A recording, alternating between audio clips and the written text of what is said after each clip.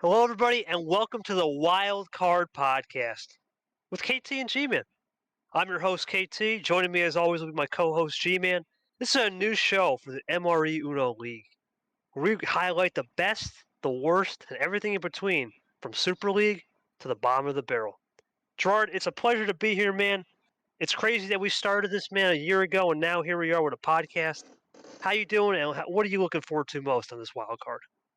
I think what I'm really looking forward to most is highlighting what the league has to offer and everything in between, as well as discuss any ongoing trends happening within the tournaments. 2024 season is about to begin, and we got a lot of excitement going into it. And hopefully, this podcast helps keep everything in a digestible format for anyone who wants to keep up but may not have the time to follow every game, can keep track with what's going on during the season. Yeah, and as always, G-Man will not be here every week. There'll be a rotating panel. I know he's got time constraints, so we'll always have other people, such as Charles Sanford, Ard, and a couple other people who maybe stand out and could get an interview each round. But how it will mainly work is you'll get a preseason episode here, and then a preseason episode, or a preview, as I like to say, our preseason episode 2 for March, and then we just go round by round. We'll go round to 64, 32, 16, 8, and then we're just going to do one last final episode for Final Four finale and a recap of the Tournament 1. And then, of course, there is no Super League reveal show after Tournament 1. So we just go straight into a tournament preview for whatever the theme will be for Tournament 2, whoever wins Tournament 1, and so on and so forth.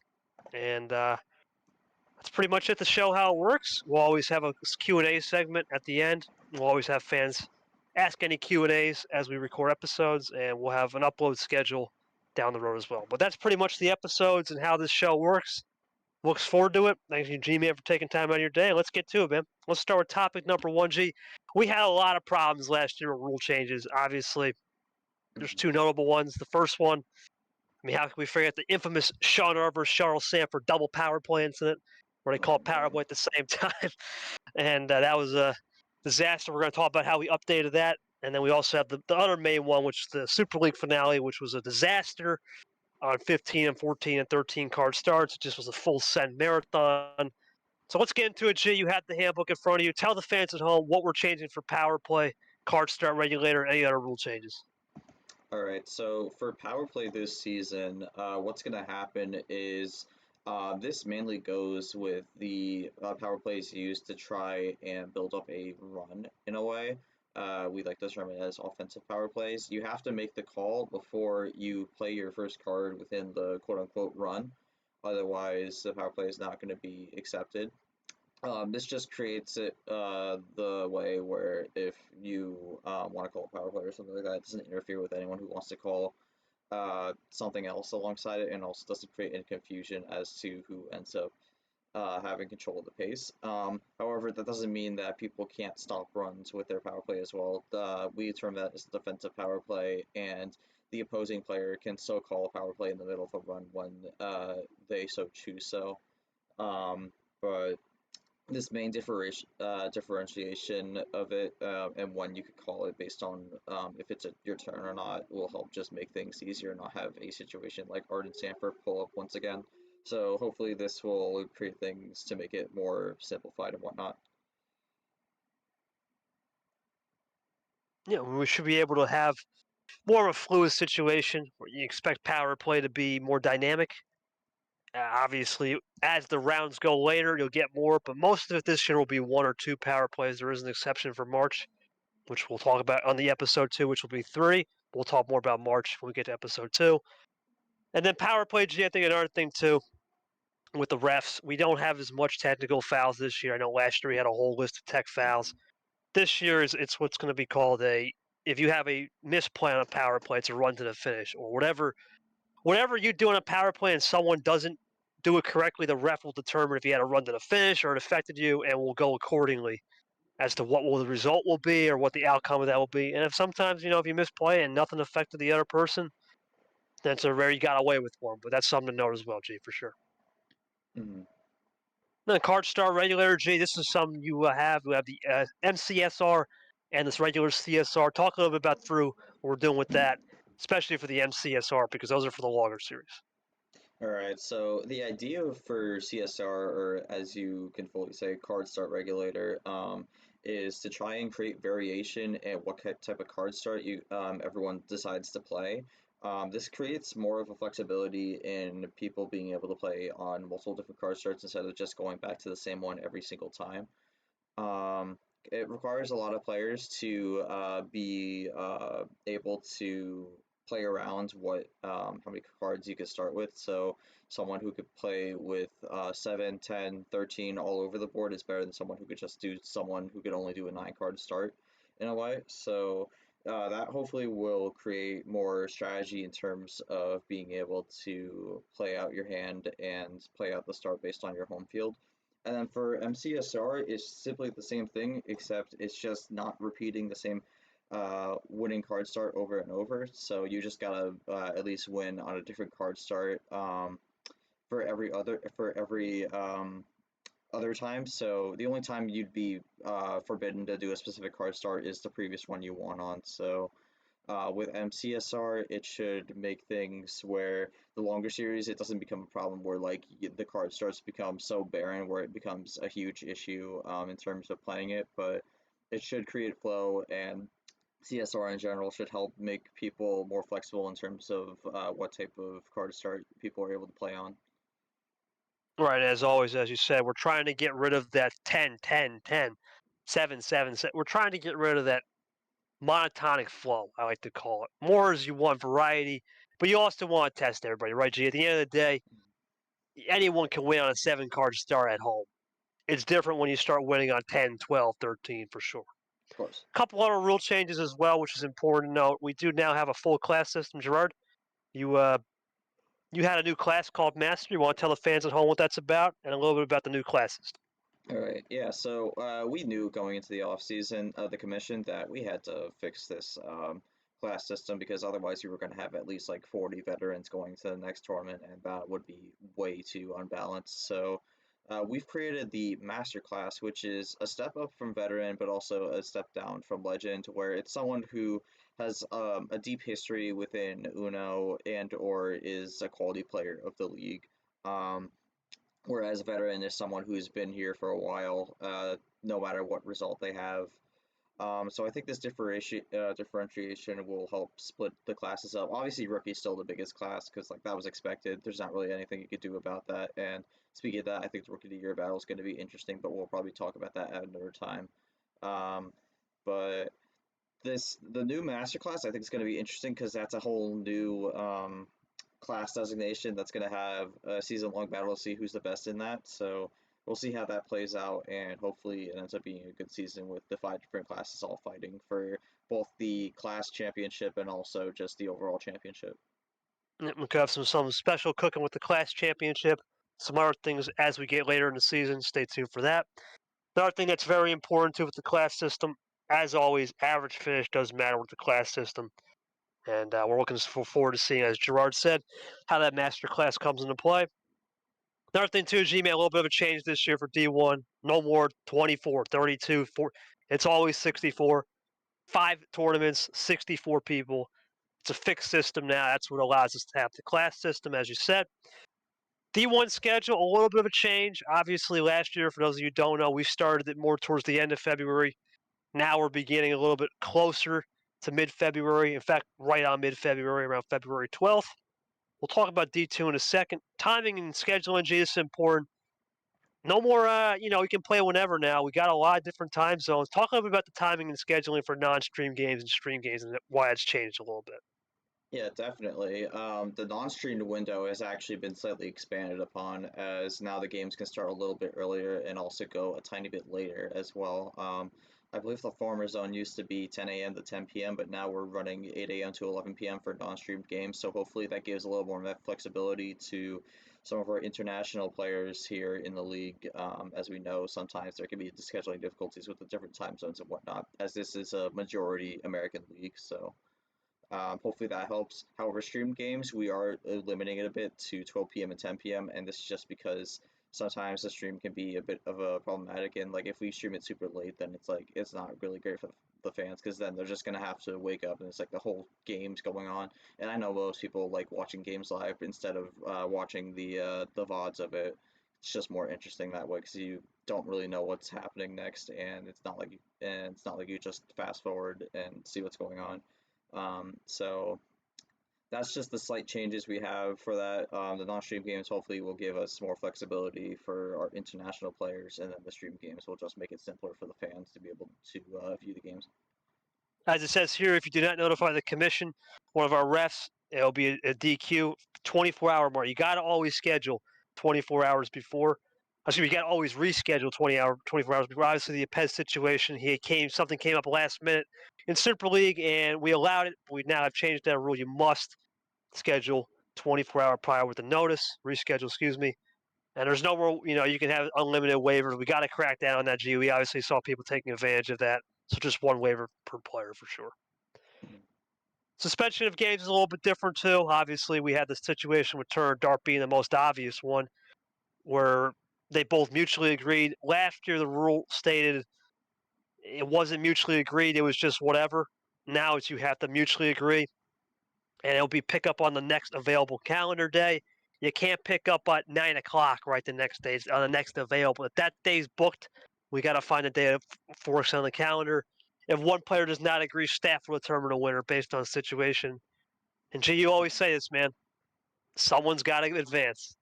Doesn't matter how pretty or ugly. Someone's got to advance for sure. Absolutely, you can't really have someone win and then they just get a bye in the next round. That's just not fair for everyone else. Everyone's got to play their match. And obviously, sometimes you get DQs and whatnot, which sucks. But obviously, our goal is to try to prevent that as much as we can. And pretty much that's going to be it for the rules on that section. The other noticeable change, G, we're done with the best of 13 for now. I know last year we had a ton of those. That's over. Talk a little bit about the Division One, what we're doing, except for March, which will be a best of 13. Tell us a little bit about how the power play system works and coinciding with the round games as well for our regular season. Yeah, we already went through the changes to how our power plays are played, but generally speaking, we're not really going to see more than two power plays in any game for the entire season. First few rounds are going to just start out with one power play, and then as it goes on, you'll probably around the round of 16, maybe round of 8, I believe actually. The second power play will come to play, and then from that point, it's just you're running two power plays to the end of the tournament. So not a lot of power plays to work with throughout the rest of the season. I know sometimes we had a lot of power plays going on when the concept was first introduced, but at this point now you got to use your power plays wisely, as you're not going to get a lot of them. Absolutely. It's going to be more about the strategy, and we'll talk a little bit about Dark. Thank you, Dark, for making a suggestion. We'll talk about that as well as a change coming up. Another big change, G. We saw this last year, Yepes versus TJ. It was the old what happens if my game breaks, or what happens if the bot breaks, or what about an unforeseen emergency? Tell us a little bit how that's changed a little bit as well, along with the refs coinciding with that for game activity. Yeah, let me actually just pull this up quickly on the what's it called? The handbook. I got it here. So yeah, because this one I do remember was a bit of a vague one. However, now we've made it more clear. So we've outlined a few situations where this rule will go into effect, and that includes an internet drop, a bot break, or even just an unforeseen zone or emergency, which, I mean, obviously that may not be as specified, but it should be fairly obvious when it falls under that category. So the basic protocol is that each player is going to DM their hand to the ref of the ref, or you could post it in the game channel as well, just to make sure everyone sees it.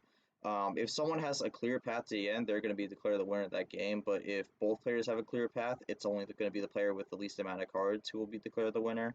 Um, but in the event that neither has a path to the end, it's going to be at the moment that stops, the game's going to have to restart from the original card start, and it's not going to affect CSR or MCSR from that game. So if there's no clear path, the game's just going to have to restart. Um, but that doesn't mean that the disconnecting player is always going to get away with it. If the disconnecting player can't really provide a reason or a valid excuse for what happened, the game's going to automatically be awarded to the non-infringing player. So just something to keep a watch out for, and something we've just outlined to make more simple. Yeah, other than that, G, it's pretty much all the rule changes. A couple other changes that I'm just going to do are policy changes, and that's going to be our policy to the refs. G, we welcome Yoshi, and I Mhm. would say Cody as well as official refs. Dark will now be a competition director, so after every tournament, he will take that availability and see what we can improve on. And as always, with the commission team, we have a new role. It's called advisor. So Dark, Yoshi, and Zach, who moves over to tech advisor, will join us there. He'll help with any tech issues on games. More stream games than ever. We're looking at Mhm. potentially over 250 stream games. Gee, it's a lot, but That is a lot. Yep. at the end of the day, that's what we do here. It's about just giving the flexibility and also the fan attendance for sure. Gee, anything else to add real quick? Any rule changes you want to see, or anything we got to cover before I mention D2? Not really. I believe you covered everything that we have there of notable substance. So I think we're ready to move on to our preview of all top eight, all the 8 Super League players coming back for next season. I believe that's the next topic we're going. Right, and I do want to mention Gerard also is now the commissioner of D2. We'll talk a little bit about that in the D2 preview as well. All right, let's get to the 8 people. I mean, let's start it off. Jay, right off the bat, the champ, the defending 2023 Super League champion, Diego Yepes. I mean, what a run he had last year. I mean, talk a little bit about his run to the fans at home and how he won the college team, and then looked like he was ready to call it quits on T5, and everyone rooted him out, but he somehow made this miraculous comeback. Tell us a little bit about Yepes' story and how he could play into 2024. I mean, yeah, I think if there's one word to describe Ypez, it's just chaos. He was just someone who was able to ride the chaos that happened at times, and he just took full advantage of that. If you just look through both his successful runs in Tournament 4 and in Super League, it's just complete chaos from start to finish, and he was just able to take advantage of that.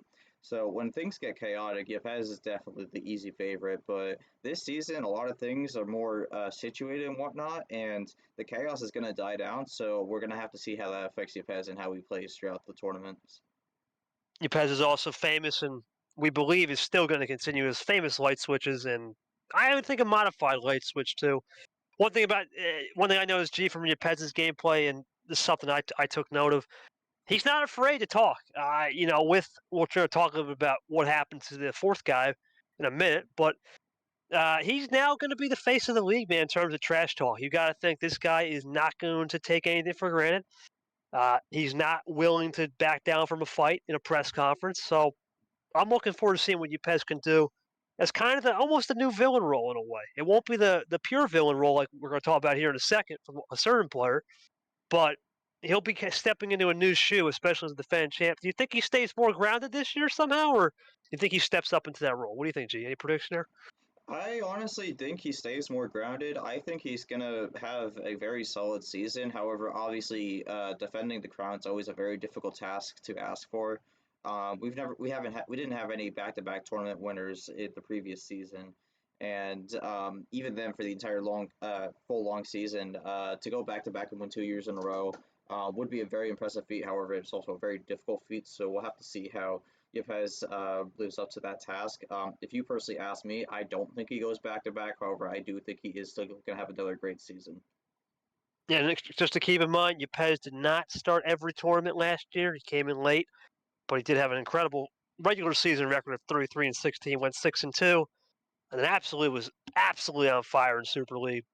He went an impressive 5-1 and 24-17, which gave him a season record of 11-3. Only guy, G, never to get a tie all season. The only guy. Obviously, the people who made Mhm. Super League, no ties expected. So Of course. looking forward to seeing what Yepes can do. 57-33 overall. Was the 10th seed.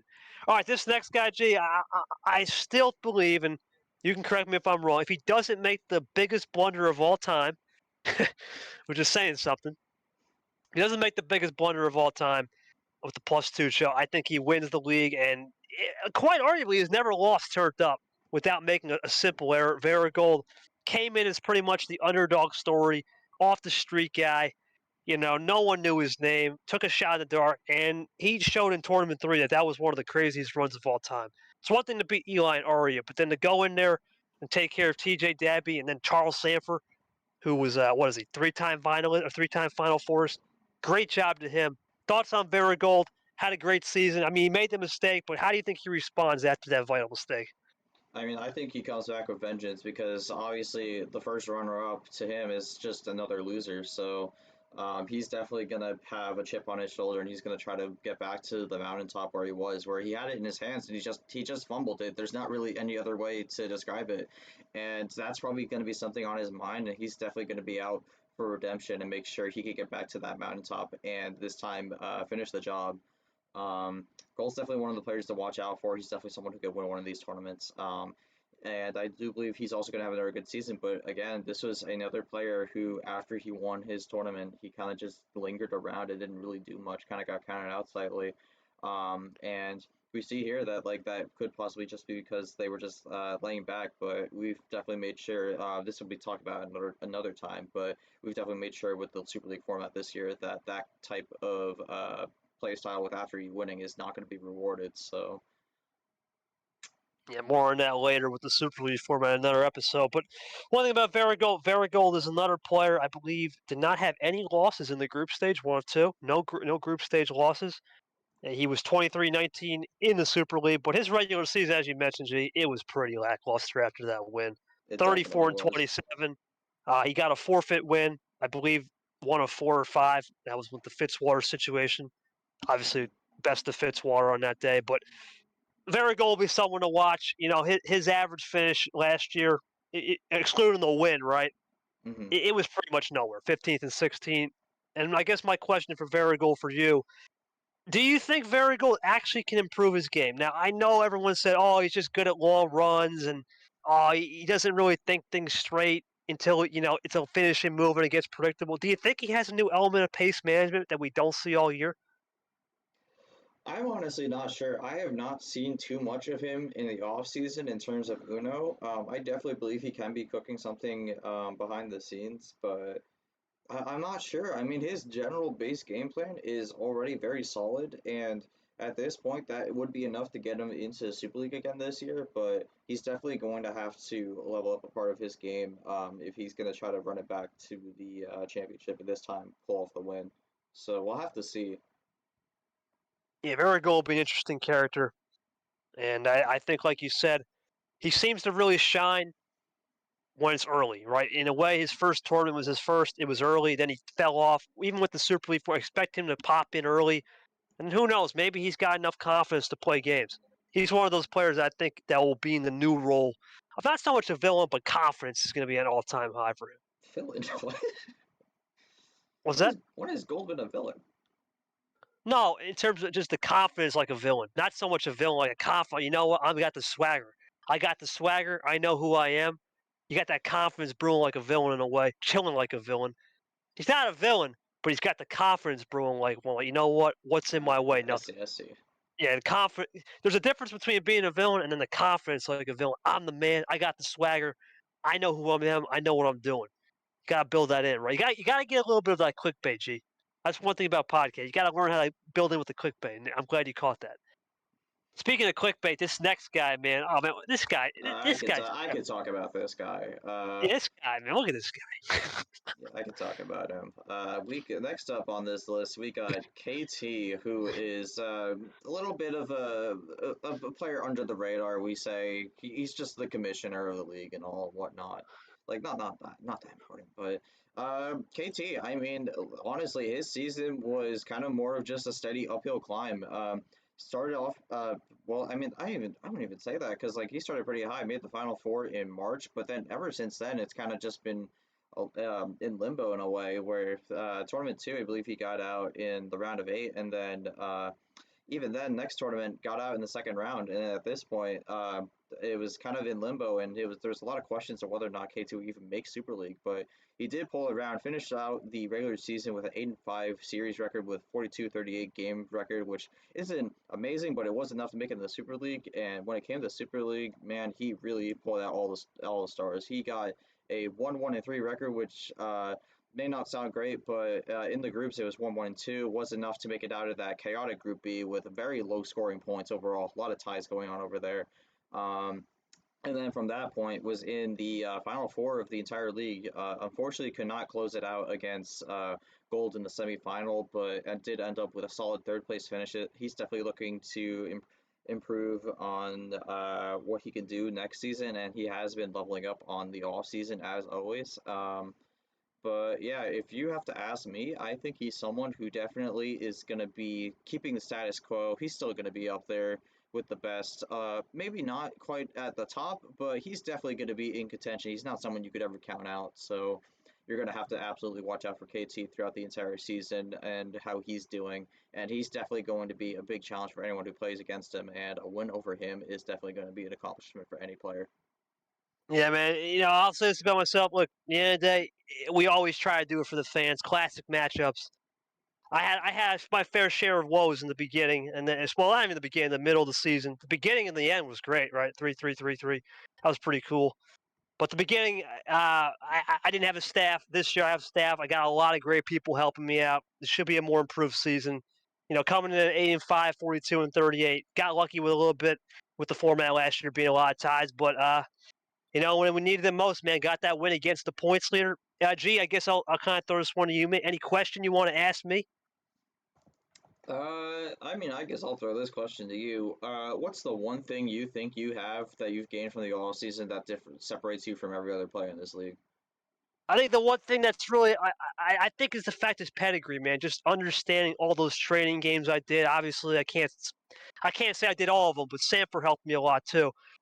He probably would be a similar boat. We've seen so many looks, right? And I have a playbook at my place, and I can always add plays to the playbook from people I see. Strategies, pace management, and I'm learning. I'm just learning every day, man. I think the biggest thing I'm adaptable. I'm going to be coming into this a little bit more aggressive at the start. I think last year I was a little bit more lackadaisical, nonchalant in the beginning, but now I'm going to be a little bit more aggressive. This format for Super League is going to help me a lot, I think, because it's going to really rely on veteran experience. So I think it's just going to be the fact that I have pedigree built in and I'm adaptable. That's going to what separates me from the boys for sure. All right, that Um, sounds great. But we're gonna move on to the next player actually, and oh, it's the gangster himself, Peter Onjakt. He was the March winner. He's the defending March winner. He's going into the season having to defend his crown from March from last season. So, KT, you got anything to just give me the scoop? Just give me the rundown on Peter Onjak. yeah, Peter Onjak. Unfortunately, I wouldn't even say Peter Onjak had a bad year. I mean, if you look at it when he won, he went back to the I think double Elite Eights in June and August, but then he had that shock loss to Austin Rock. I don't know what happened there in 7, and then had a stunner. I believe he was the number one player entering the last tournament in the Super League rankings. Correct me if I'm wrong. And then he He lost to was. MGR. Yep, he was. And then, yeah, he didn't. It's kind of weird, man. With Super League, it's almost like he learned from Varigold after he lost to Dagby, and then found a rhythm, and then ran out of juice. I don't know. Peter is a interesting player. He kind of reminds me of a little bit of myself. Was 44-38, kind of hovered all year, and then when he got to the end, he finished technically P5, but we'll talk about the last two guys that are not here at the end of this preview. Got a P4. So for Peter, you look at him, you think about two things: number efficiency. That he is the best in the league when it comes to number efficiency and when he's down usually when it matters. But for Peter G, I have to ask you this question. Do you think, and obviously this could change this year, right, because the format's different, but do you think just winning March so early, unexpectedly, you think his confidence grew too early, peaked too early, and then when he got towards the end of the year, he became lackadaisical and didn't find a rhythm? Yeah, I mean, I think this also goes into the idea of how the format worked last season, where your position didn't matter, it's top 10, and you go into it, kind of like 2004 chase for the Nextel Cup in a way. So I think that win really early on actually slightly hurt him in terms of the rest of the season because he didn't really have many games for the remainder of the season where he was playing for. I guess he's mostly just playing for pride really, and the pride really just wasn't there. So he really had a long time before he started playing a game that was truly meaningful to him. So in the end, I think that did actually hurt him a bit. But with the new format this season and whatnot, I think that problem is going to be alleviated. I think Onjak, if he does end up getting the back-to-back March wins, that I don't think he'll run into the same problem as he did last season. Peter, the reason why we call him the gangster man is, and G, you unfortunately had this. You were the first victim of this. Is Sadly. the guy's great under pressure. I mean, especially in March, beginning of the year, he seems to be more of a player that really knows how to shoot it off right from the start. You get him in a situation off the start down. What was he down 2-1, and then 4-3, and then he got a 5-4 win. I mean, he really turned it up, and you got to think about Peter. Him coming in at 12-12 in Super League, that doesn't fool you. The fact of the matter is, he got torched week one in Super League group stage, and then he really played his own. He beat Lamas. He tied goal, was up 3-0. Yes, he lost to TJ in a way, even though he tied him. But he didn't make it to the Final Four, but he easily could have been the guy to make the Final Four. No one would have surprised him. I know we forgot to mention this, G, from each player, but gameplay metrics is another thing. Peter tends to be one of the players that ends on the lower spectrum of gameplay metric, so expect him to win more of a slug match. Slug it out, down 2, down 3. You're not going to get the best gameplay metric from him, but what you're going to do is you're going to get a grinder, a guy who knows grit and dedication. I expect the gangster to come out firing, and he'll be back at right off the key in March.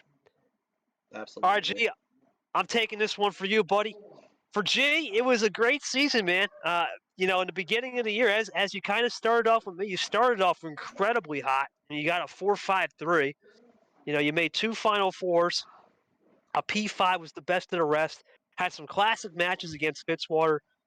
I mean, I can firmly say it. I believe you're one of the few people that started top 10 all year off the start, 9-5, 3-3-5. So good combinations there. But your season kind of went for the downhill, especially in tournament 4 when you lost to Yepes. Things started to get a little bit haywire. You even admitted yourself you tried to do some things with hijacking the bottom of that game, and it didn't seem to elevate. And at one point, a lot of people feared you were coming in at 6-4. You were on the bubble just like a couple other people here, and you needed at least one win. You got the win in the first round. I don't remember who, but you got the first round win.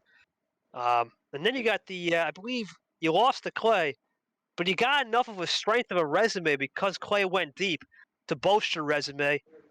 And your gameplay metric was up there, man. I think you and myself were the top two gameplay metrics now that a couple people have left.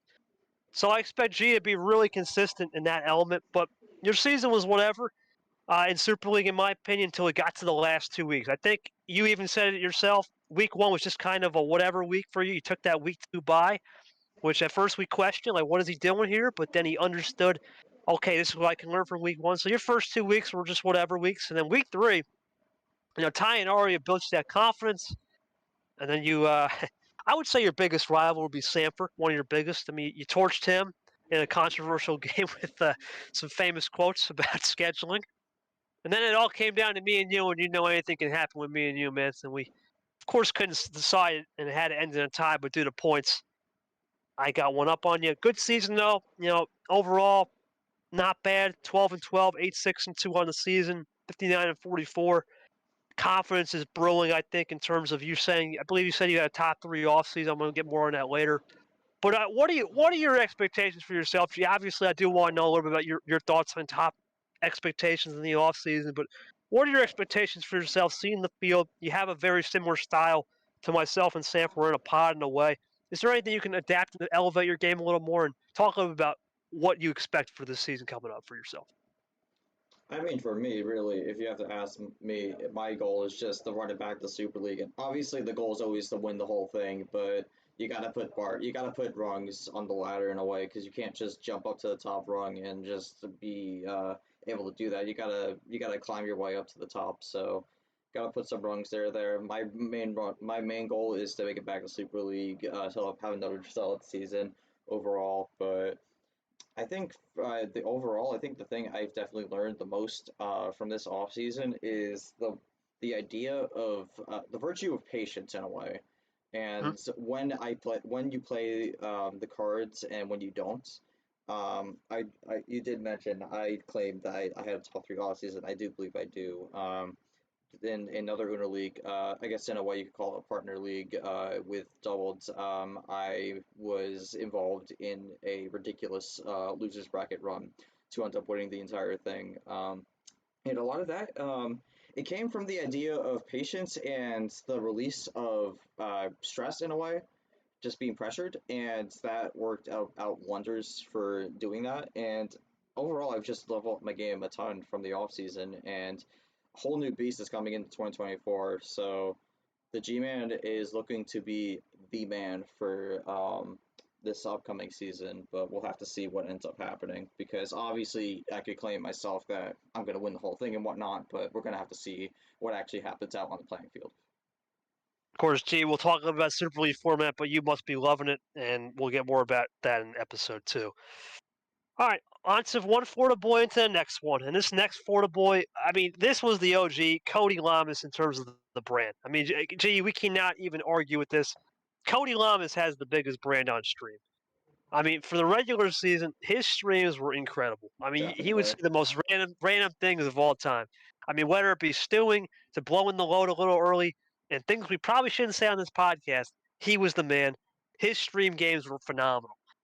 But then for Cody, I mean, you look at Cody, his regular season after that P3, in a way, I guess P3 because there was no real third place game for the April tournament. He kind of fell off a little bit on my end with the 6. And then he just kind of skated his way with a couple losses to Ari and Tago that were shocking, which Tago game was incredible. He blew. But for him, I mean, he came in 6-4 and he beat Clay in a way due to a little debate off and a little bit of the committee valuing consistency over peak runs. 34-32. But in Super League, Cody really was impressive, man. You got to look at him. He really had that week 1 bye. Everyone thought, what? Why did Cody take a week? Well, you kind of gave him the week 1 bye in a way. We kind of gave it to him, and week 2 he tied TJ, and then he torches Dagby, loses to Peter, and then comes down to the last game of the year against Gold, and even though he doesn't close it out, he gained a lot of confidence. A lot of people thought he would finish P9 or 10. To come away in a way with a P6, um, you got to think Cody's got a sky high confidence. His game's a little bit different than most because it is random. But do you think we're starting to see a new Cody with strategy being built in? I know he claims no strategy, but you can start to see the momentum changing, G, to actual strategy from Cody Lumps. I could definitely see that, yeah. And I think the no strategy claims still hold up true, but I think it's just kind of a beautiful mess where it ends up formulating something that I wouldn't say is not the intention, but it just formulates to being what's it called? Just the flow of gameplay, and I think it works wonders for Llamas. I will say, going into this next season, I am a bit concerned with him in terms of how his playstyle works because he is someone who kind of goes a little reckless sometimes, and he's definitely still one of the people who plays the mind games a lot. But um, I have not seen a lot of him with this offseason, and I am a little concerned with a lot of people leveling up at this offseason that he might not be able to stick with the pack. So we'll have to see how that goes, but I am a bit concerned with what might happen in this upcoming season if Llamas doesn't level up his game. You can never count the Llama. He's one of those guys that's more under the radar, as you mentioned a little bit. He's got the brand right. And Cody, we haven't seen him yet in a clutch situation. That's one thing we're going to look at. Obviously, he had that game against Golden Super League, but to many people, that could have been a little bit overpowering after the run he had. Maybe he didn't think to get that far. This will be the ultimate test for Lamas, who should have his first experience, too. A lot of people in the Super League are going to have their first experience. Gee, you got to think about the Chipez, Varigold, I believe that's and Sanford actually. They were gonna have their first experience getting a March tournament. So that'd be something new to see how they're March rookies, and it is the one tournament where everyone's turned up. So I'm looking forward to seeing how those guys do as well in March to get a little more experience there. Definitely. This next person, G, I'm sorry, but this has to be probably the next 2 people. Honestly, we'll start with this first. It has to be the most disappointing Super League run for Aria Carmona. I mean, to have incredible year. I believe Arya. Let me see here. If I'm not mistaken, Arya was the only person. Yeah, I think actually no. I think Arya was. Now that we lost 2 people, in my opinion, to have the best average finish of the season, or 7.2, I believe. Yeah, because we lost 2 It people. was 6.4. I mean, the official is 6.4. 6.4, Yeah, but 6.4. She had the best average finish spot of the regular season. Excuse me there, and pretty much didn't finish worse than 13th. Came as a runner-up. in March, Peter, which was incredible. Peter had that run, then kind of fell off a little bit in April, fell off a little bit in June. Obviously the gold, but everyone kind of did it in that tournament, and then just came back and ran it back. Even though I had that shocking loss to Yepes in the Final Four and lost to TJ in September, everyone thought this would be your finalist in the Super Bowl. Everyone thought Aria Carmona and Sanford, which is the guy we're talking about next, were the two people that would make the Group B. And I'm gonna be honest with you. Sometimes those bad playoff runs, you can either hold the weight on your shoulder or you can get rid of it. What do you think about Aria here? This is a tough one to predict for sure. I think to me, Arya is someone who could shake it off easily. Like she had a bad Super League run. There's no hiding, no going around it. But she's someone who can get back up and bring back another performance. And we saw that in the middle of the season. April and June were not great tournaments for her, but she brought it back in August and September with two Final Four appearances. So I believe Arya can recover and definitely make it back to the Super League and try to get another chance at making a run to the cup. But yeah, I mean, we did see a bit of the unfortunate side in Super League. She just drew a lot. That's the thing. She didn't. She was one of two people who did not get a single win. She had three draws and a loss, and at that point, it was just curtains for her because you can't draw your way out of the groups. It's just not how it's gonna work. So, I do expect Arya to not let this disappointment in Super League bring her down for this 2024 season, but obviously we did see the bad side of it, but I do believe Arya in a way is kind of like a phoenix. I do believe she will rise from the ashes of the disappointing end to the 2023 season. Anything you see in her game that could be improved? Obviously, everyone knows Arya for, unlike Gold, who kind of takes his time on those long runs. Arya is just the quick of the lightning, pretty much the flash of the lightning. 10 cards and the game's over. Do you think there's any possible way she levels up that, or maybe takes a little slower approach? I can see her taking a slower approach. She's usually one of the people who I think can slightly be flexible with her pace management, but I think in general, Arya might have something cooking up behind the scenes. But I again, she's another person who I have not seen a lot from the off season. But again, she's shown she can pull back from adversity, and I do believe she will have another good season in store for us. But I mean, for me, it's not. It's going to be something that I don't think we're going to find out until the first cards are played. So. We're going to be a wait and see, drop the gate, and we get to February. All right. And this last person, Jay, I mean, quite possibly your biggest rival other than me, Charles Sanford. What can you say about this guy? I mean, he was a double runner-up in June and August. He had a really solid regular season with a 7.5. Didn't make March, but even then, 9-4. I mean, a lot of people knew he was the scientist behind the scenes, the experimenter. Probably not going to happen this year, but you never know. Yeah. Never know with him. Uh, a lot of people question, can he win a game without power play? And the answer was, yeah, he can't win without power play. And that's been his biggest burn heading into this offseason, which was his Super League was just disastrous. 0-2-2. In my opinion, out of everybody, everyone thought he would be the guy representing Group B and P2 with Aria. That didn't work. What went wrong for him in Super League? But more importantly, do you think there's something that's missing in his game of power play? And is it a mindset thing? What went wrong with Sanford in the Super League was quite simply everything. He did not have a single thing go his way. I know he said that some of the cards he was getting was not great, but even then, it's just a lack of power play was killing him. He was just not setting up his cards to run the way he was wanting it, and he just quite simply was kind of getting beat into the punch in a way. And we called him the experiments or whatnot, and a lot of people were wondering what he was cooking up. But unfortunately, what he was experimenting on pretty much just blew up in his face, and he ended up bottom of the table out of everyone. The worst record out of everyone as well. 0-2-2. Just overall, an incredibly disappointing Super League.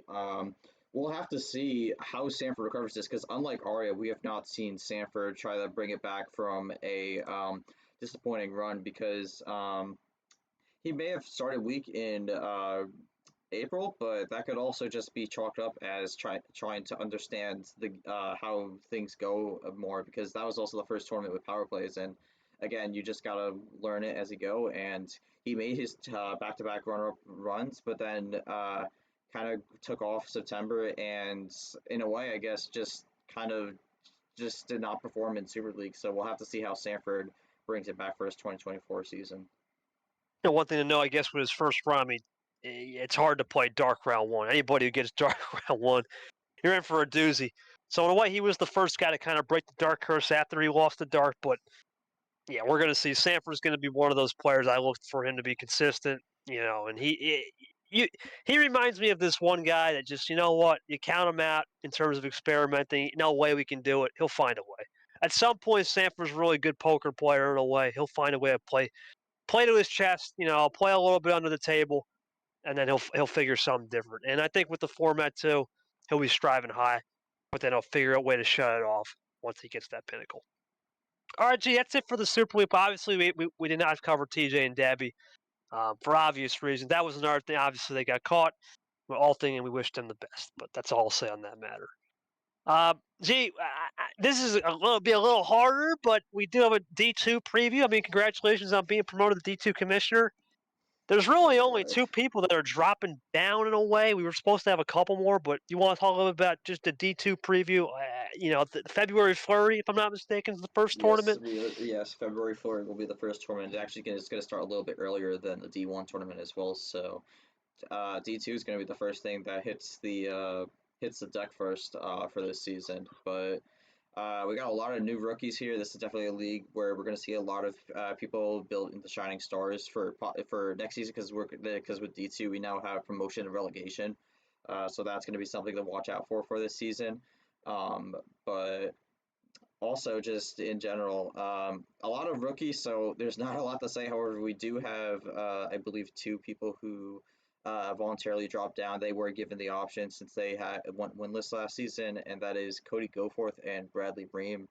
Uh, we'll start with Goforth since he's higher on this sheet for me, randomized, of course. But Goforth, he came in August, and oh man, that was it was a very rough season for Goforth, and I think he knows it as well. I believe he only got a single. If I'm not mistaken, no, he went 2-6 in terms of game record, so we only got 2 game wins, for his 2 games he played. Not really great. It's not as bad as the other person we're going to talk about, but I think for Goforth, he's definitely someone who's looking to build his game up, and I definitely believe he's someone who can come out and have a great D2 season, hopefully reestablish himself, and possibly be a contender for the D2 championship. Yeah. One thing I will mention about Cody Goforth, I have a little insight with testing and training. He seemed to really take it hard on himself, man. He really wasn't sure about entering D1 this year, and he wanted to step back into D2. I think with the format, obviously, I'm not going to say too much, but there is a new wrinkle in the D2 system with the LCQ, which we'll talk about a little later in the next episode. I think that's going to give a little bit more of a leeway and cushion. The competition is more varied and random. I think Cody could shine, but this will be more of a test for sure for Cody. I could easily see him doing well enough that he's back in D1, right? So the litmus test will start tournament one because there's one less tournament over there too. So it's going to be a little more intensity. And I'll take Bradley Ream. Oh, he had some unfortunate moments. I remember his first game against Ryan Dabby, a lot of complaints. He 3-13, and I know he missed March, but his season was just a comedy of errors and a comedy of I don't know what's going on moments. And you look for Bradley, for him to go to D2. I know some people are questioning why he's here, and he should be out of the league. But yeah, Bradley, I think it's going to mature a little bit. He has that humility in a way now that he had to sacrifice that season and realize what loss is. I don't expect him to just tank. I expect him to be in the mix. He could easily make a top 12, top 15 to start off with early. Get a top 12 run in the first couple tournaments, and maybe start turning up a little bit. But he could easily finish dead last, right? You don't know with Bradley Ream, so I expect him to start turning up a little more as the season progresses and prolongs. and I don't think he'll be winless. I think he'll get a series win or two. Now, will he make playoffs? Remains to be seen. Will he be promoted? Remains to be seen. I think for Bradley, he's going to have to show right off the start. G. I mean, you actually have experience playing him last season. What you want to tell the fans at home what you saw from Bradley? A little bit of insight. Oh, I mean, he's just gotta play his cards better. And I definitely think that's something he could learn. He's learned from the off season, perhaps. But it's just game management as well. It's not great, but I think that's the beautiful thing about D2. This is the place where you go back, establish or create your new skills, and then eventually at some point you go back into D1 and then fight with the rest of the Lions in that den. So I definitely think this season's a great learning opportunity for Reem. Definitely could have a good run, but we'll have to see what happens. G, anything you want to add on the D2 preview? I mean, you're going to be hosting most of the year. Anything you want to add on the people on the list or anything at all? No, not really. I mean, I think we'll have a lot more to say after the first tournament concludes, but I think for this point, I think there's a lot of names or a lot of new faces looking to make a name for themselves, and we'll see who gets the early jump come February. Yeah, pretty much. If you're a fan at home, understand D2. It's Cody Goforth, Bradley Ream versus the field because everyone else is new or in some cases didn't even test this season. So that's something to watch with no testing. They'll be just shot in the dark, and we'll go from there. Rules are a little different. We're not going to talk about that today, but the rules are a little different. Power play, playoffs. We'll talk about that in episode 2. But for episode 1, just know Cody Goforth and Bradley Ream are the main figureheads. All right, G, now we've moved over to the next segment, which are going to be a couple of fun segments. We're going to Oh start boy. with 5 people to watch. G, you want to read the list off, man, and give us some explanation? We'll go one by one. And our first person that's going to be on the watch list is Boo Ghost. Yeah, Ghost definitely is someone I've noticed in the off season. Definitely has been improving his game. Someone who plays at lightning speed. So anyone who likes that slower pace is not going to get that when it comes to him. Definitely someone who's been improving his game. Definitely has been formulating his own play style, which we don't typically see often. He's kind of making his own strategies. So I think that's going to be something interesting to watch for and see if he can have a better run than he did last season when he joined. I believe I want to say it was June, but I could be wrong. I could double check this. Yeah, no, he joined. No, he joined in August. So definitely D4. someone Yep. who's a little bit newer blood, but definitely also someone who can make a run this season. One thing to keep in mind, Ghost, he had one of the biggest upsets of all time against TJ. Got a P12. He was an experienced player. I believe he's now a sophomore, I believe, if I'm not Yes, mistaken, in he the is a class sophomore. system. So his rookie campaign, I believe he was the top rookie last year, virtue of that TJ win, finished a P12. I like his game because it forces you to play different, right? He's forcing you to make mistakes. He's got a really good sneak attack package. When he gets the 3 cards, he just stays low key, no table checks. Really understands number efficiency well. I expect Ghost to be someone to watch in terms of his number efficiency, playing a little bit more Peter style, but then also having his own quota with the pace because there's not many people quicker than him. I mean, the only other person I could think of that off the top of my head that's right with him would be Peter, and then I think even Peter could slow it down. So Ghost will be the status in a way, the gold standard. No pun intended. Unlike gold, the gold standard of pace, and he's just going to play 1 speed for sure. And then for his record last year, he was 10, 11, 2 and 2 series wise. Expect that to improve I vastly. think he'll improve that. Real quick, G, before we move on to the next, but what do you think, Ghost? Just to kind of, I know we say people to watch, but is there anything you see from Ghost and anything you can improve on? Just a little bit of a nugget for the fans at home, just the people who don't know Ghost. Anything you can improve on? I mean, I would say part of it's just the way it's just not making simple mistakes. I think that's all it really is, and I think that's kind of what did him a bit last season. So as long as he can just avoid the simple mistakes, just make those layups, I do believe he'll be in a better spot coming into this season. Yep, just like March Madness, right? You make a couple layups, that can be a difference. Hit those free throws, that could be a difference between moving on from the Sweet 16 to the Elite Eight or the first round to the second round for sure. Next guy, G, is part of our international series in a way. Chamik, only guy from China. You Hmm. look at him, complete rookie. We got no data on him. Not bad, really. Really solid. Not bad testing. We did his testing a little bit earlier in the season in December, and gotta say, man, he has more of a dynamic gameplay. And if you're not used to that time zone, I can bite you. Thoughts on Chomik entering the season? And you've seen him a lot in other leagues too. I have. He's definitely someone who I've seen put in the work in other leagues, and he's definitely someone I am very much looking forward to seeing how he does in this season. He's the true rookie here. Doesn't have didn't play last season, so he's going to be in that rookie class, looking to vie for that rookie class title. But he's also one of our international players, and generally speaking, he's definitely someone who knows where to play the cards when he needs to. And overall, I am very much looking forward to Chomik. Another thing also to mention is for this people to watch list, we didn't include any Super League players because like obviously everyone's going to be watching them. So we decided to go for more people who were outside Super League or maybe not even in last season. So Chomik's definitely an example of one of those people who is one of the top rookies in the offseason coming into this season for 2024 that we're definitely keeping an eye on and seeing how he does throughout the calendar season. Like I said, I like how he has that early advantage with the time zones. If you're not used to a 13-hour time zone window, 16-hour time zone window, if you're on Pacific 15, 14, etc., from an American standpoint as a player, you're not used to that traveling across overseas. It could bite you. And for Chomik, he'll have that early advantage. Now, of course, as always, G, I want to stress this is important. 300 stream games. I mean, there's tape out there. Earlier in the season, you may not know who this guy is, right? You have no tape on him. But as tape starts to develop, one of his weaknesses he's going to have to work on. Everyone's going to have to. It's understanding how to hide certain things, camouflage a little bit of runs. And for him, it's going to be similar to Ghost. I do see a couple flaws in this game with mistakes.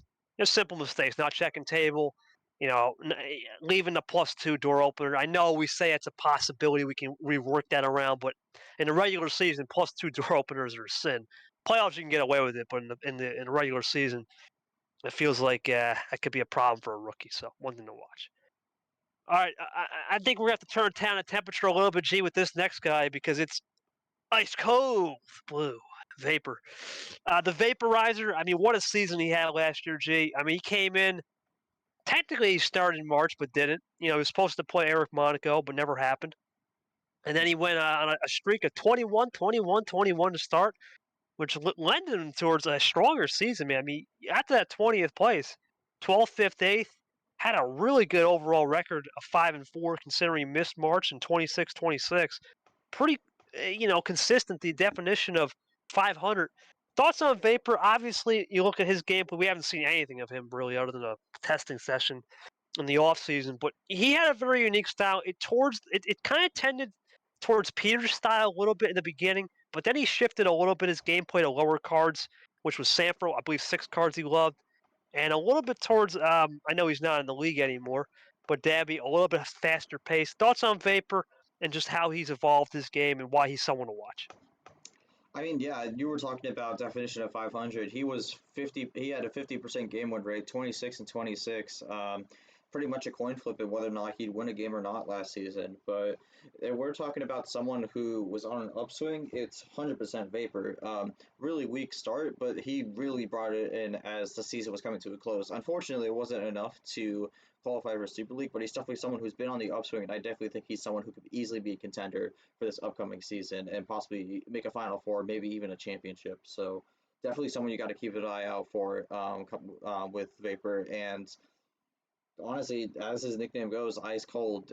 You just can't get iced out by his play style. Otherwise, it's going to be curtains for that tournament. So I think one thing to know for Vapor though, and it's going to have to unfortunately it be a weakness, but could be a strength. He's going to have to get off that 6 card train, right? You can only use that once, maybe twice if you lose the first time, but definitely. you can't rely on the 6 card. He's going to have to adapt with the card start variety, and then of course for him, it's a simple mistake. I mean, I don't want to harp on the man, but you had a +4 on Aiden Smith, blue, Uno, and you drew. All right, you can't make simple mistakes. Last year, you could have made that because there was plans. This year, that's another thing. No, there's no plans this year. The plans are gone. The system's over. So it starts right off the bat in the round of 64. We'll see how he does to start off the queue in February. All right, G, I think we're going to need to start putting some drops on this drip because this next guy is the brand I would say is probably the biggest brand we've had here since Lamas. In terms of he's got the firepower. We don't know what he'll say on the stream. A lot of hype built around this guy's drip. I'm going to leave the floor to you. I have a lot to say about this guy, but your thoughts on drip and what you've seen from him in the limited times. Yep, our second rookie on this list. Another one of those top rookie prospects. He's got a lot of veteran esque traits about him when it comes to both play style and just the way he goes about with his way with Uno. And I think a lot of people are going to have to keep an eye out for Drip. And I think he's definitely, out of all the rookies, someone who could very much be a possibility of being like one of those gold or Yepes situations where rookie season just goes out and wins a tournament. So he's definitely someone who he uses a lot of card strategy. Also, it's pretty it can be intimidating to play against as well. And some people are just not going to see it coming, and especially with a rookie where you don't really have anything you can know about this guy. It's going to catch people by surprise, and I think there's going to be a few veterans who get taken down by him, and it's going to be interesting to see how he plays into the league with this upcoming season. Yeah, Drip's another one of these guys, man. 20 years in the game. Similar to Ghost from California, ironically. There seems to be a hotbed brewing out there. We'll talk about that probably in episode 2 with the March preview, how we've started to grow the bases of states and countries. But yeah, he reminds me, as you said, old school veteran, not really afraid to say anything. He's going to play the new Lamas, I think. I think he's going to be similar to Lamas. He's got the brand behind him, right? He's got the veteran as present, old school, but he's not afraid to play 6, 7 styles, and that's key. If you don't know how to adapt to that, you don't know how to be multifaceted in this league, you may not go far. And for him, if he gets to the playoffs, watch out, because when you're multifaceted, you can play different paces, different management styles on the cards, and efficiency could be similar to Chomix. So I expect him to go far. I expect him, like you said, maybe even surprise and win a tournament. But even if he doesn't, makes a Final Four a couple times, that's going to be enough to get you into that playoff. So look for Drip to put some drops on the field for sure. And this last one, G, Oh oh, man. Oh oh man. boy, this could be like a budding rivalry This between you was and this person. definitely a you choice, I gotta say. Yeah, this one's all me. I believe Sean Ard turns it around. I know the last thing we saw of him was, that loss to Dark, but if we think back to that win against Eli, he seemed to be different.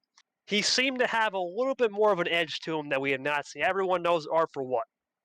Classic OG Art stuff. We did not see that. I mean, you got to understand, G, this guy was one power play away from beating Sanford. He was, a couple cards away in the beginning of the year from making a run against Turner. I mean, his whole season was a couple things away. And now I think he's figured out, what, OG Art cannot happen. Uh, I expect him to go full send here. He's one of the best, and you can't even argue with this, G. If you look at the stats, it's one of the best with card start variety, from 7 to 15 Absolutely. cards. One of the best. I mean, he cannot stand people that pick the same card start. I think the rules are favoring in his favor. I expect him to be one of those guys that I don't know if he'll, say scare people at the top 8 or anything, I don't think but he will, but I think in that mid pack he's really, really scary to go up against. you got to remember him. He's a legend. He's fighting for that. Now, keep in mind, I will say this about Fitzwater too. Fitzwater and Ari kind of got lucky. We had to reorganize the entire field. It's very possible at 2 and 5 we had a structured field. There's no way in heck they're going to stay at a legend. So because of that, G, I think he's going to fight a little harder. Your expectations for Ard, and I know you have a budding rivalry with this guy, but just your thoughts on him as a player. No, I definitely think if OG goes away, I definitely think he could definitely have a better season than what happened last year. If I'm correct, last year he went Two two and and five. five, 16-24. Really not great, not a great season overall. But that fourth tournament, tournament four with August, there was definitely the possibility that he could turn his season around. But unfortunately, the whole misplay and then the whole situation that unfolded afterwards with that, just a complete disaster. But you said it before. I think the rules are actually shaping up to be in his favor, and I actually do think it will benefit him a lot with the variation in card start as well as the as you said, trying to distance himself from OG Art and being full send now. So I look forward to seeing what he does in this 2024 season, and hopefully he can bring back the stuff that he's done in the past, where he's considered a legend. Yeah, Art's going to have a make or break season, and I hate to say it, Gee, there's probably about 30 people on this list that are in the same category, make or break. But one thing for Art, you got to expect, as you said, the card star variation. A lot of people, I think, are going to start to favor that, and you got to expect him on the list to watch. That rounds it out. We'll go to the people that fall off, and G, right off the bat, I mean, Ugh. it's a tough one to say, man. Jesse Turner. I mean, every single time you think, how would he fall off? Last year, he was the epitome of Mr. Consistency. He was Mr. Elite Eight. I mean, there was a time where we thought Turner not making Elite Eight was incredible, but look at this 11, 7, 7, 11. He was the 7-11 man to start off with the 9.4 average, and then he went double 7 and 11 and 8, 10. I would think you would think, no shot. He should have made Super League, but gee, unfortunately for him, he didn't play nobody. And his strength of schedule, I mean, which is a new metric this year, it's really going to be looked at, was god awful. One of the Had a worst. well, probably the worst. And he had a forfeit win against, I believe, Garza. That never happened. You look at him, I don't see a G. I think another thing too, not to rail on his pride. I know at the end of the year, which is coming at the end of September, he's going to have a little bit of in real life things going on. I'm not going to say it on the air. I'll let him keep privacy, but he's got some in real life things that are more important than the league. He's going to have to make hay while the sun shines. Tournament 1 through 4G. Your thoughts on Turner and why he makes the first of the fall off list at 30 and 35 last year? I mean, you said it before. He's like the epitome of consistency, but then in the back half of the season, he just completely lost that consistency. And while the number stats are good, it's just the eye test completely fails. A lot of notable issues people have pointed out in his gameplay, and it's unfortunately I haven't really seen much of him in the offseason, so I'm curious if those issues are going to prolong into the 2024 season. And it's not to mention also really, really weak schedule throughout the entire season. I mean, sometimes it's like you get fortunate with that, but if you get fortunate with that, you got to take full advantage of it and get like a tournament win or two. And it's like just not really took advantage. It just consistently made the Elite Eight, and then even not that. So I don't know. When it comes to Turner, it's like very concerning coming into this season. Obviously, he can prove everyone wrong and have a great season, but based off what we've seen in the off season and based off what we know, it's not looking good. Yeah, I think for Turner, one thing, it kind of similar to Art. You mentioned how he could turn it around that game against Sanford. I think back with Jesse Turner, he had a couple games where it just seemed concerning. Yes, he beat Caesar, and that what was that 9 a.m. whatever the heck that was shootout. But I feel like tournament four when he lost to Peter, when Peter was only playing 30%, and he even admitted you got to think the confidence is now sky low. It went from sky high to to the valleys of the low. Yeah, he really kind of exposed himself with that Turner dry. And now it's kind of a code word, but his run and dry style, G, that's what Ard was doing back in the day. That's what we were doing back in the day as kids. Oh, I ran out of blue. Let's just draw. Is that even relevant anymore, you think? Or is that strategy going to have to be changed fast, considering how incredible this league has gone from the mid pack to the top? It's got to change. I don't think it's going to work in 2024. He's got to make an adjustment to that. Otherwise, I think he's going to sink immediately. So we'll have to see if that's what he goes for, and if he does, we'll have to see whether it works out. I personally don't think it will, but guess we'll just have to find out. Yeah, we'll see how Turner does. Like I said, 30, 35, 6, and 5, but complete asterisks on a lot with straight to schedule. Well, we just talked about this guy in the Super League preview, G, and I'm going to leave this one to you because it's Peter Onjak. Your thoughts on this one? Yeah, unfortunately, I do think some Super League people might have issues this season. We did mention that with Onjak, he didn't play a lot of meaningful games, and it kind of just left him a rut. And I feel like there could potentially be some of a hangover with that in a way. How long it goes for, I'm not sure. And he had some really concerning losses. I remember specifically in September, that loss against MGR was it raised a lot of eyebrows. Like people were ready to completely write him off for Super League just from that loss alone. It was very bad, and he just needs to avoid silly play like that in that game in September. And I worry that there's not going to be much going on with fixing that, and I think the hangover from winning in March might be still prolonged. It could be a very long hangover, and sometimes these hangovers last over a season. So we're technically going into where, I mean, yeah, I mean, in reality, it's just like, I guess 4 tournaments now. This would be the 5th tournament. That would be a season. So March could be bad, but then it could even last even longer. So we'll have to see what ends up happening. I am concerned with Onjack going into the season, but we'll have to see whether or not he truly falls off from the pack and maybe even miss out on Super League entirely.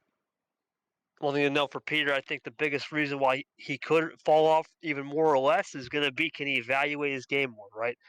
Peter's another guy, unfortunately, unlike Art and a couple other people, he loved the 7-card start. And unfortunately, you can only do that once, right? So that's going to be a problem. And then I think another thing, you got to pair that number efficiency with some, because if you don't really have anything concrete, man, with that number efficient, you pair it up with something with another style, it could be lights out. So we got to see what Peter does. If he doesn't, I think he could be a rough road. But you got to also think he is the gangster. You never know. He could be like turn and prove us wrong. That's why it's a list for sure. Next guy up, oh man. Oh, I Oh, just saw this. I just saw this. booyah! Oh boy, Clint Green, Clint Buchanan. Oh man. I don't know I can't even keep it straight. Can't keep it. Clint. You talk about a nothing off season. This is the guy. Oh man, Clint. Okay, let's see what Clint did last year. Let's just try to keep it straight. He was 2-5, the worst of them. 11-22. He had a bunch of 19s. I mean, he was the 19 man of all. The 19, 19, 19, 12, 23. That is I mean, he not a had good that. number to have though. No, I mean, he was really impressive against Austin Rogers. I believe it was in. I want to say it was in June. And then after he lost to you, I mean, where was he? He was gone. Vacation Clint died, and oh, what a terrible year. Here's my thing with Clint, right? I want to say this, and I'm going to say this from the bottom of my heart. Clint can't. One sec, hold on. All right, we're gonna have a little intermission. I could actually talk while we're waiting here, but You're yeah, I think with Clint, it's just like, but sometimes you don't even know what's happening. Like, he's one of the very few people who does this weird thing where he plays a card, but instead of playing it, he draws, and it's like, Oh man, I'm not sure what's going on with that, but Clint play the Clint play. This Clint play special, yeah.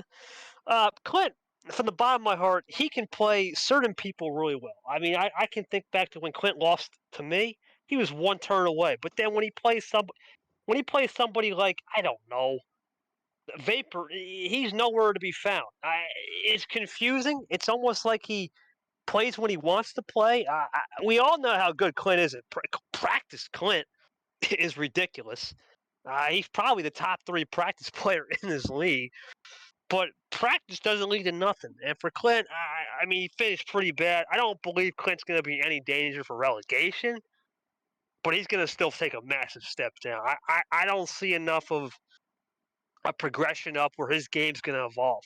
It could evolve early. I'll give him that. Where he really is good early rounds, first, second round. But for G, I got to think. I mean, there's so many long list of problems. Like you said, Uno's raw. Uh, can he stay sober? I mean, is it truly vacation Clint? Is this only Clint we know? There's a lot of lists for sure, right? yeah, it's just a lot of concern. There's a lot of chaos that goes on, and it's not good chaos. It's not like Yepes where he rides the chaos. The Clint is the chaos, and it usually does not lead to good results. So From Chaos Clint to Peace Out to Mr. Aiden Smith. Aiden Smith had probably one of the worst ways to ever exit a tournament. He was scheduling a game with Dagby, and Girardi, he literally pieced out. yeah, And the crazy part with his Jay, he was 14-19, but look where he finished. 9th, double 14th. He never really lost in the first round. I mean, he was one of the more consistent people, and I just strongly don't understand what his gameplay was. He's like Clint, but not like Clint, because we know he's sober. But where do you even see Aiden Smith on this list in relative to the other three? I just think we don't know if he's going to have the dedication all the way through. I think the thing is that Aiden is going to stay the exact same way as he was last season, which for him is not a good thing because the trend that we saw last season was Aiden can definitely beat the bottom of the barrel, but when it comes to anyone who is even slightly better than him, he completely folds. So he needs to be at the top. He needs to be at the top in terms of skill. Otherwise, he's just gonna have many losses on his resume and not many wins to back it up. Yeah, Aiden Smith has to. He has similar to Peter. He's got to figure something different. He runs a very turn dry style,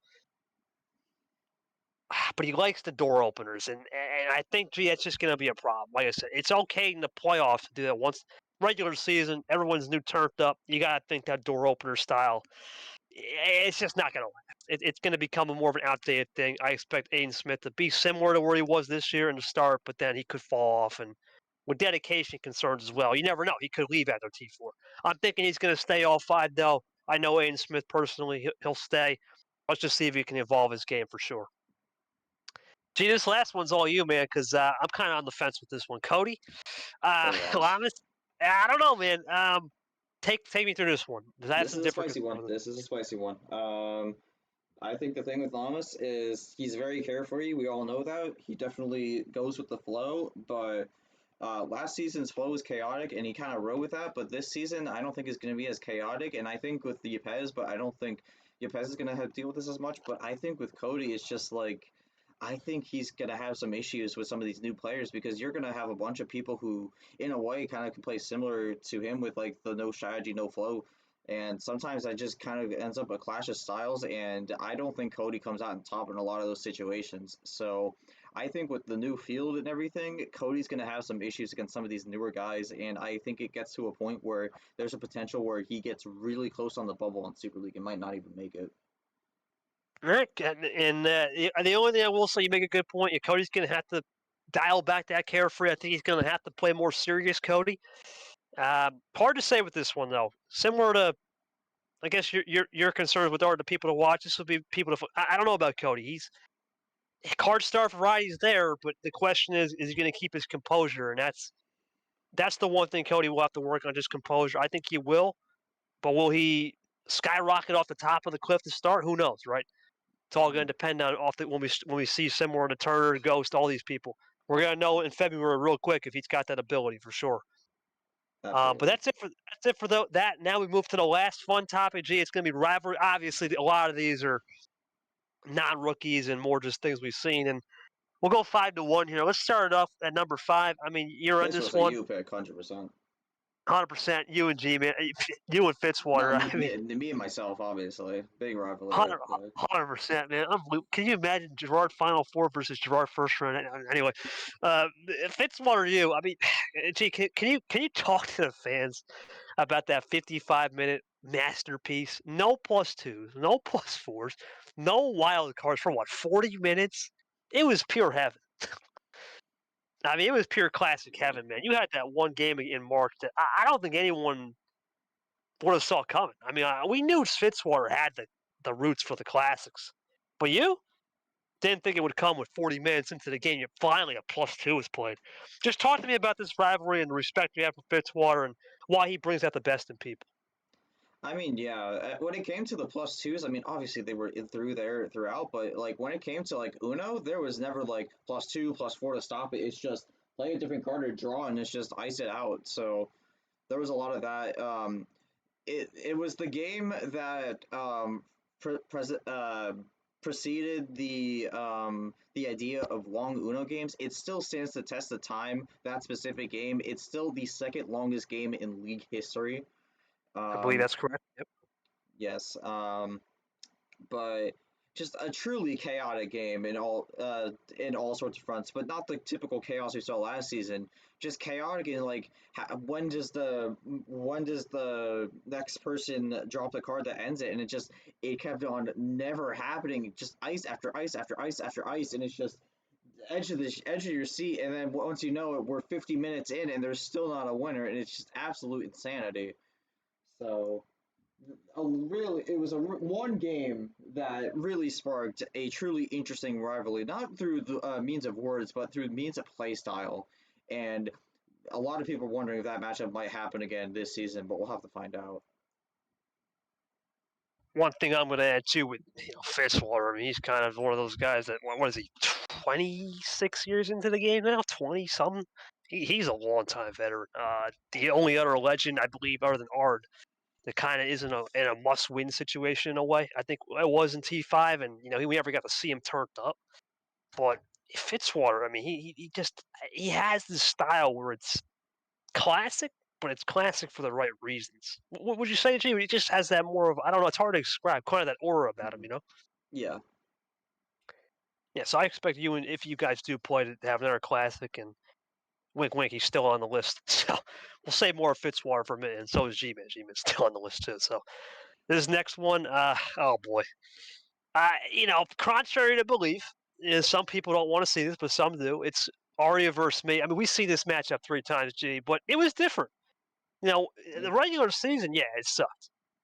But there was something interesting when we got to the playoffs that I figured out something, and Arya has the style where I don't like. I don't like people finishing on 10 card runs. It's been noted. It's one of my flaws I'm working on.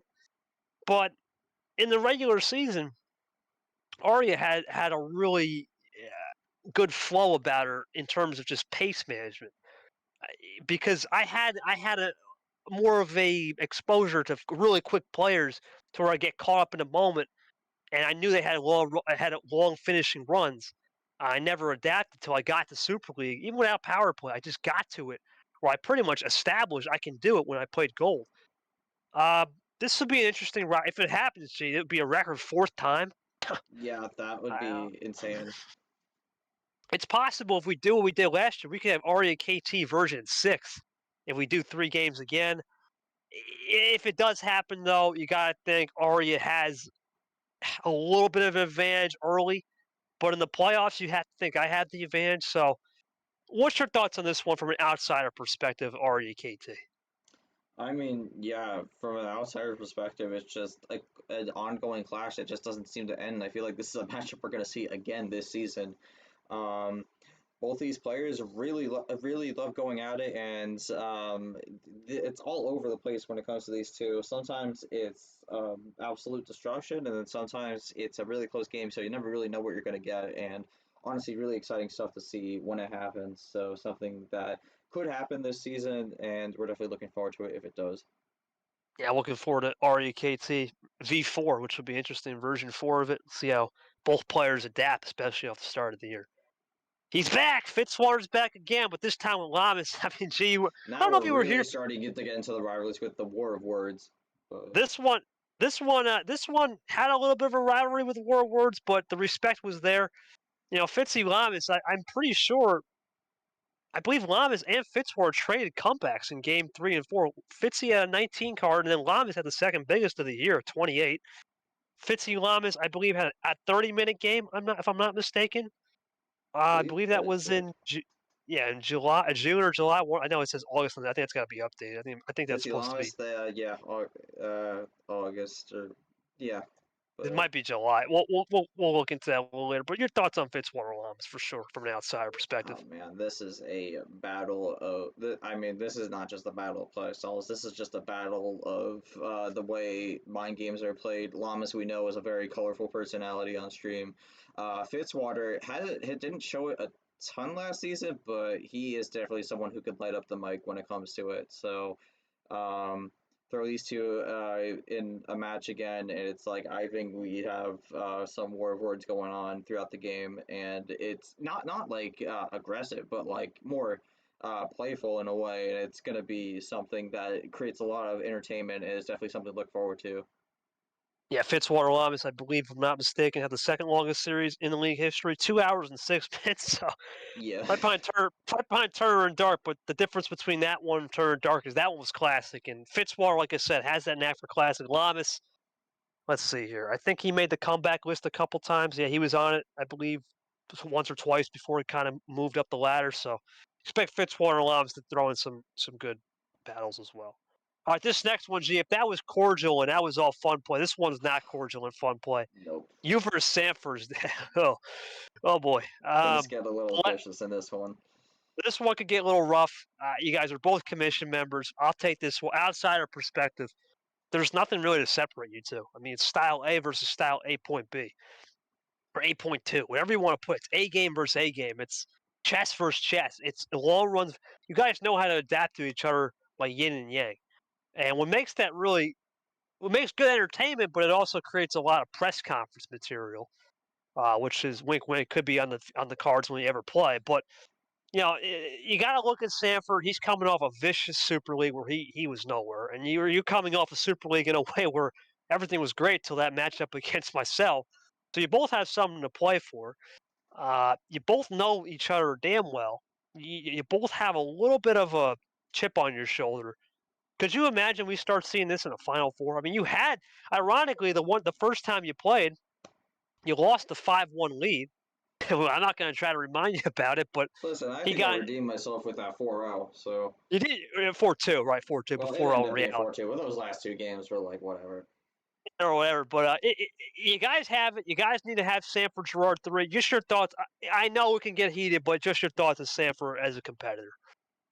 I mean, yeah, he's definitely someone who is ready to bring anything to the table, and that's always something you got to be ready for. But yeah, when it comes to it, it's just, I guess it's just also a clash of personalities as well, and things can get really tense at times.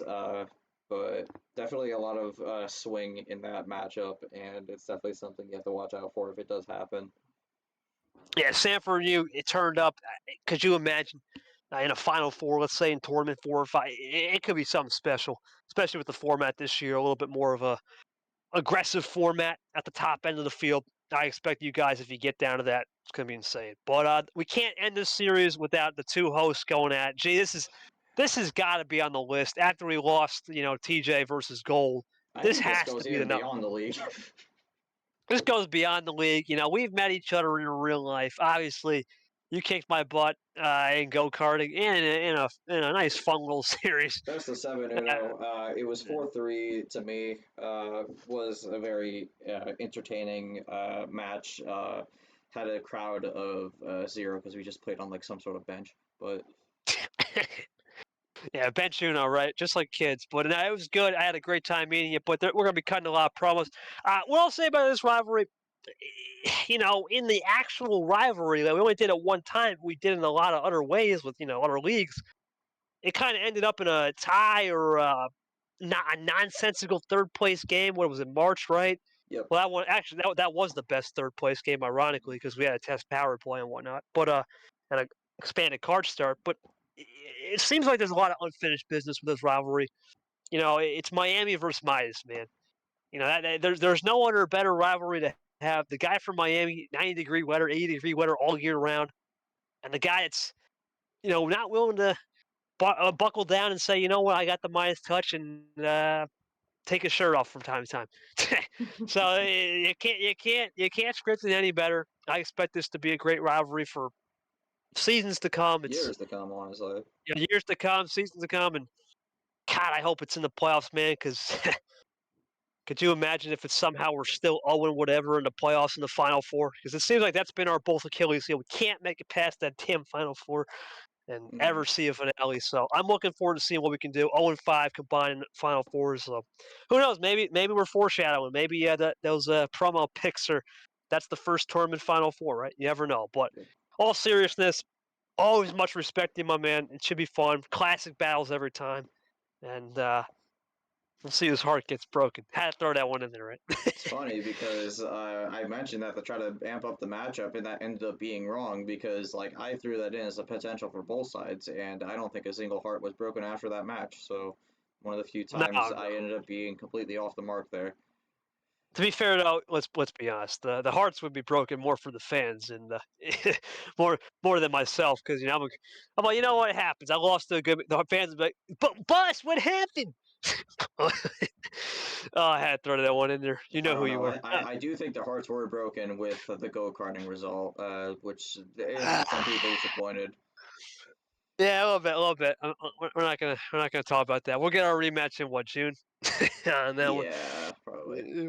little June rematch there. This time with maybe some race trim. Thank God, because that seems to be where I shine. Your Q trim though is incredible. I learned a lot. Yeah, All thank right, you. well that's Appreciate it. your Q trim is great. Your race trim, with maybe some flaws there. But enough go kart talk. It's gonna be a hell of a year. That's gonna conclude episode 1. Follow us on Spotify and Apple Podcasts and all the Spotify platforms that we're gonna be releasing with distribution. It's been an incredible first episode season preview. We'll see you for episode 2 with the official March Madness preview coming up in a couple weeks here. But for the fans at home, I want to say one last message as a commissioner of this league, and I guess you can make a D2 commission statement. Stay tuned. This is a great year. I mean, we got rid of the nonsense that was the off season. The new era is coming.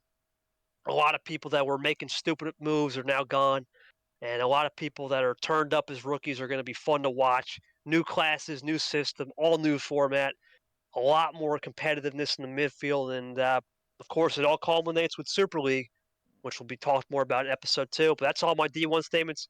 I'll close that with G for some D2 statements and his final words for episode 1. I mean, yeah, we didn't really talk too much about D2 in this, but I think it's exciting with what this league's coming 2024 season. I mean, we're pretty much starting with just about 100 competitors across 2 different divisions. Genuinely insane stuff. This league started with just KT at 20 people, and now we're starting this season with just about 100. Quite the growth we've had, and I'm excited to start this D2 season, and hopefully we'll get to see a lot of great Uno throughout, not just D2, but throughout the entirety of the league, and hopefully we'll have everyone who either is a competitor or is a fan just have a great time with the season. So. Yep. And I want to make a quick shout before we go to our commission members. Incredible offseason. Charles Sanford for the format making of the draft, is the way I like to call it, of the brackets. Zach 103 for some great logos. Lamas for some great calendar graphics and stuff you're going to see throughout the season, as well as Art and Yoshi for training, and Dark as well for competition directing. And to all my staff, I appreciate you guys greatly. And to G for stepping up and hosting D2. Much appreciated. All right, that's going to conclude us for us, guys. Thank you for tuning in. We'll see you for episode 2. This is for KT and Gerard. We are signing off. We'll see you back for the Wildcard EP2 dropping soon.